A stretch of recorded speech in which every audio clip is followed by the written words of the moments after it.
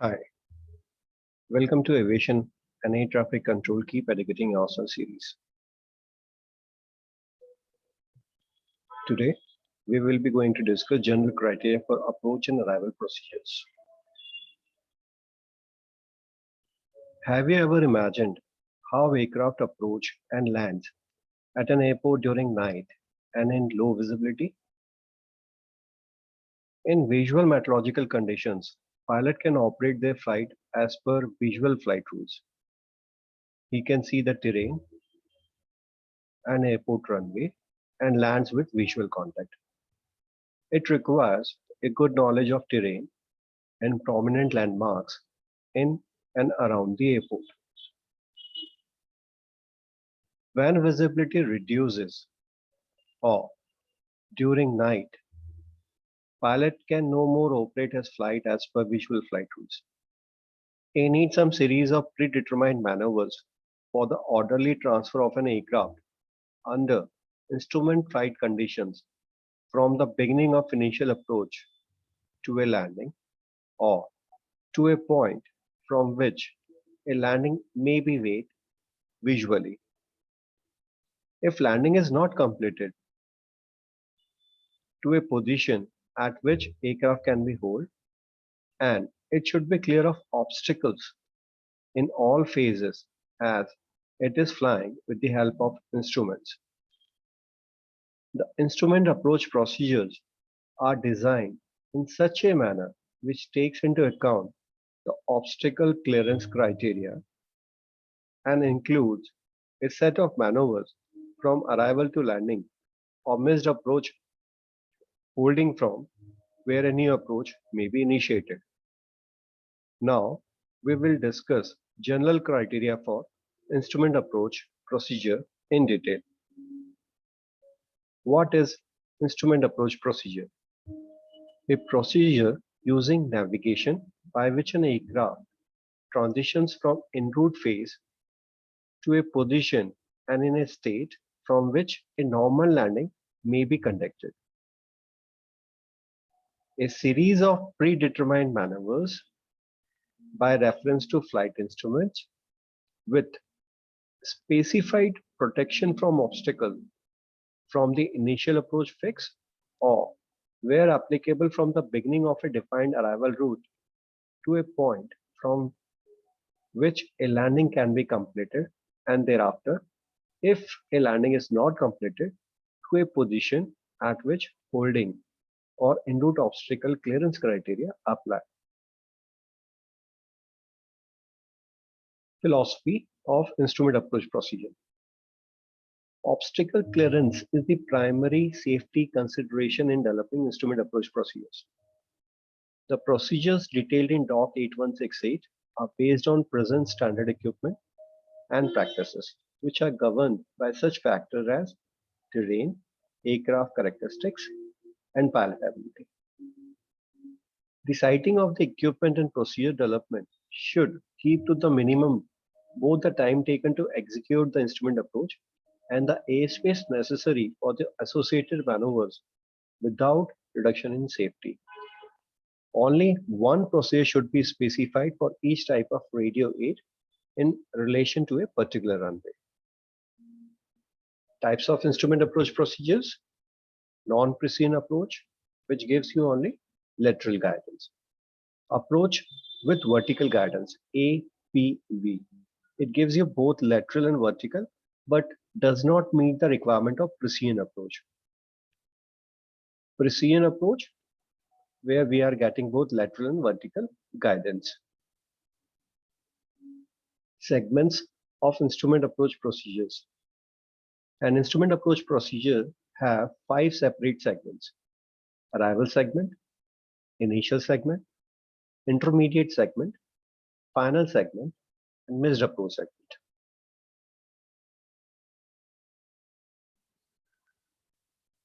Segments of instrument approach procedure begins and ends at designated fix or points. The fixes are named to coincide with the associated segment. Arrival segment: transition the aircraft from en route structure to the terminal structure when the initial approach segment cannot be directly joined with en route. So these are initial approach fixes shown by a red arrow from which aircraft will join from en route to initial approach fix. Initial approach segment is that segment of an instrument approach procedure between the initial approach fix IAF and the intermediate approach fix IF, or where applicable the final approach fix or point.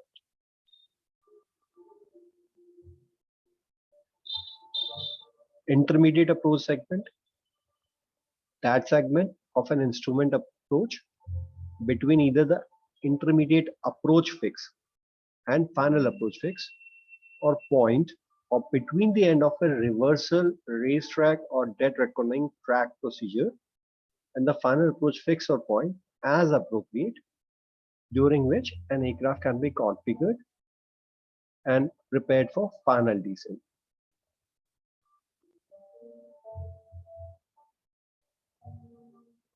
Final approach segment, that segment of an instrument approach procedure in which alignment and descent for landing are accomplished.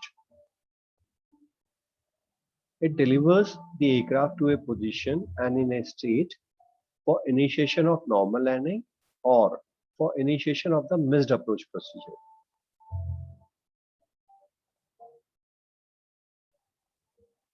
So first phase is arrival segment.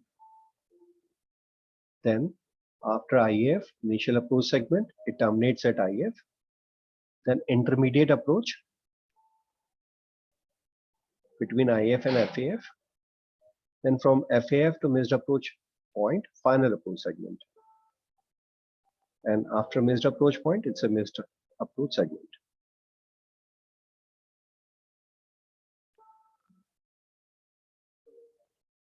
So every procedure has missed approach defined in that.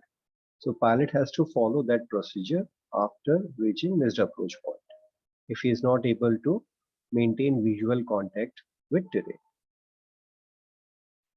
Missed approach segment, it delivers the aircraft back to the en route structure or to holding or to a position from which another approach can be initiated.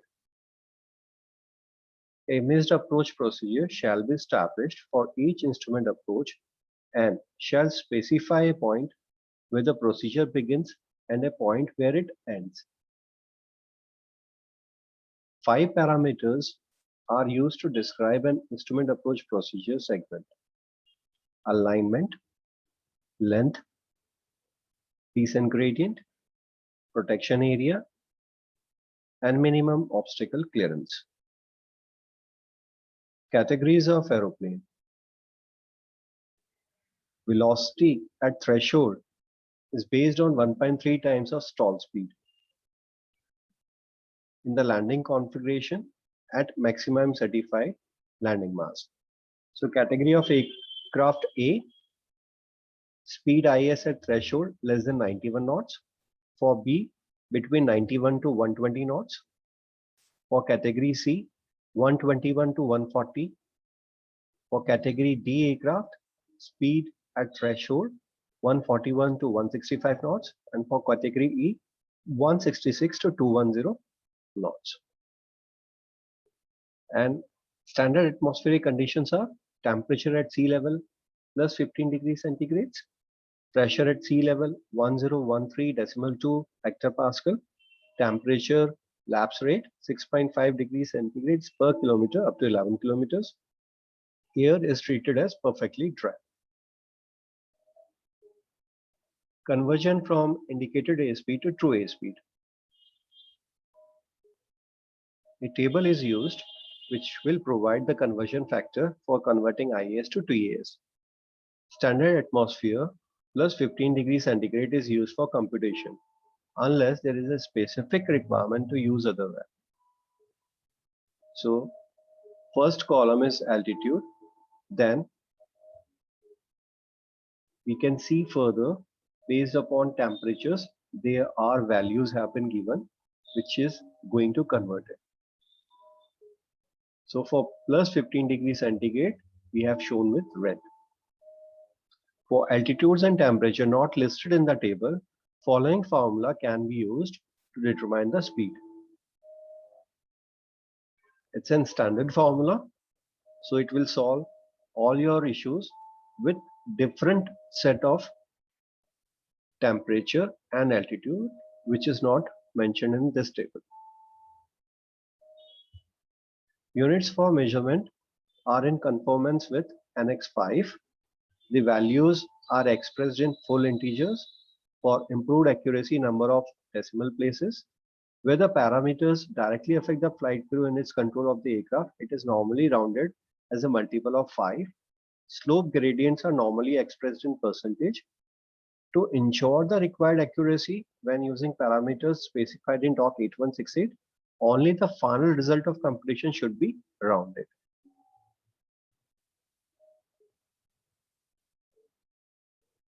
Throughout the procedure design procedures, aircraft speed, flight distance, rate of descent, rate of climb, these are calculated which are expressed and used in non-metric system units. On the instrument approach charts, aeronautical parameters are mostly expressed as horizontal distance in nautical miles, vertical distance which is height or altitude in feet, rate of descent in feet per minute, slope in percentage, times in minutes and seconds, speed in knots, angle in degrees. Dimensions of area related to instrument landing system, microwave landing system, G-bars or S-bars, when converted to non-SI unit, should be rounded to the integer foot. Rounding of values to be published on aeronautical chart shall meet the corresponding chart resolution requirement in Annex 4, Appendix 6.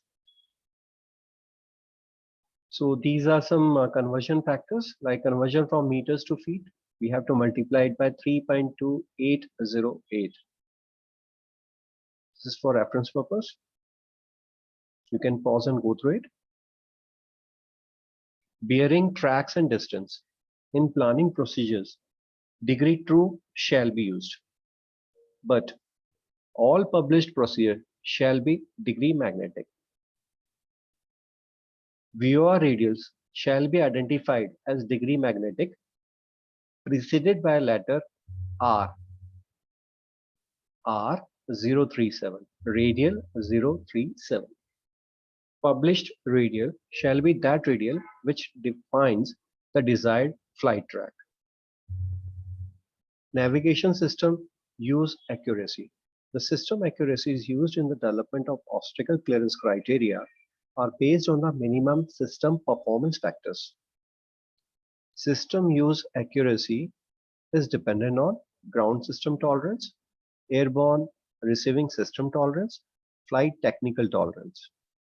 The accuracy values result from root sum square of system tolerances. When one or more parameters affecting this value are confidently maintained better than the minimum, smaller accuracy values may be used. Mountainous area, an area changing terrain profile where the change of terrain elevation exceeds 3000 feet within a distance of 10 nautical miles.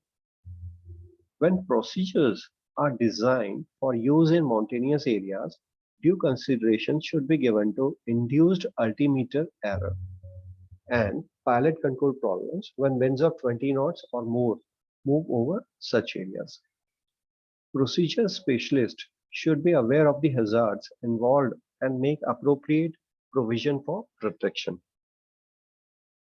Protection should be provided by increasing the MOC by such as 100%, limit the time in which aircraft is exposed to lee side turbulence and other weather phenomena associated with mountainous area such as mountain waves. Operators' comments may be sought for best local information. Calculation of slope. The slope is calculated by using the tangent of the angle between trajectory and the horizontal plane corresponding to threshold elevation. So slope is equals to 10 alpha, which is equals to height divided by distance. So this is exercise for gradient calculation. We have A, B, C, which is a right angle triangle at B. Distances have been given and in some percentage have been given. So we have to calculate the slope or the angle. Areas. Each segment has associated areas symmetrically displayed on both sides of the intended track of the aircraft. This area is subdivided into primary, which is closer, and secondary area. However, in some cases, only primary area is permitted. When secondary area is permitted, the outer half of each side, normally 25% of total width, is designated as secondary area. Now, this is the cross section of a segment. This is the aircraft approaching. Now, this red 10 nautical mile. Now, half of total width, which is 5 nautical mile. This is our primary area. And 1/4 of 10 nautical mile, that is 2.5 nautical mile, both sides after primary area is our secondary area. Now, this is MOCP.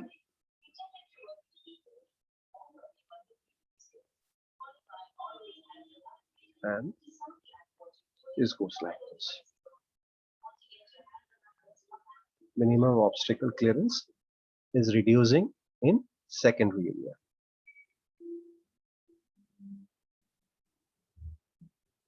Now, how to calculate the secondary area width? There is a standard formula for that. WSP, width of secondary area at any point P, is equals to WS1, width of secondary area at first fix. WS2 is width of secondary area at second fix.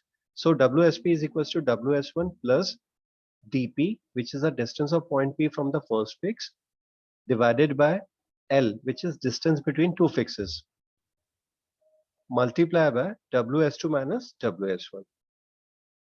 We will take one problem. So suppose these are 2 points A1 and A2. This is primary area, and the next area, 1/4 of total, is secondary area both sides. Now at A1 side, WS1, width of secondary area at first fix A1, and WS2 is at second fix A2. This is DP from a point P from the first WS1, and this is the total distance between the two fixes. Now we will do one exercise. So WS1 is given 926 meters, WS2 is given 1584 meters. There is a point P. So from the first point, DP is 5000 meters, and length between WS1 and WS2 is 9760 meters. So we have to remember that formula: WSP is equals to WS1 plus DP divided by L. This whole is multiplied by WS2 minus WS1. So we will use the values provided in the figure. WS1 926 plus DP is 5000 divided by 9760. WS2 1584 minus 926, and it comes out to be 1263. So at point P, width of secondary area will be 1263 meters. Obstacle clearance. Full obstacle clearance is provided throughout the area unless secondary area is identified. When secondary area is identified, full obstacle clearance is provided in primary area.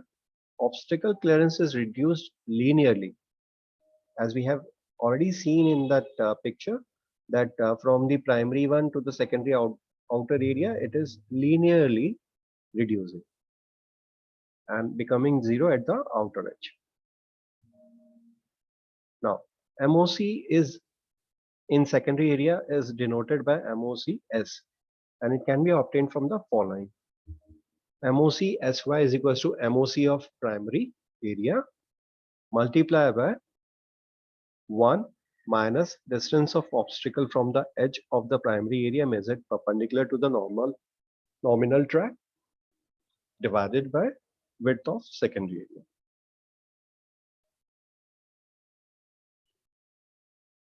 So primary area MOCP is given and MOC secondary is given above obstacle.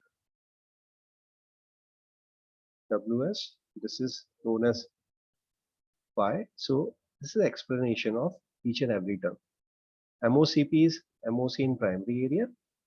MOC SY is MOC in secondary area. WS width of secondary area.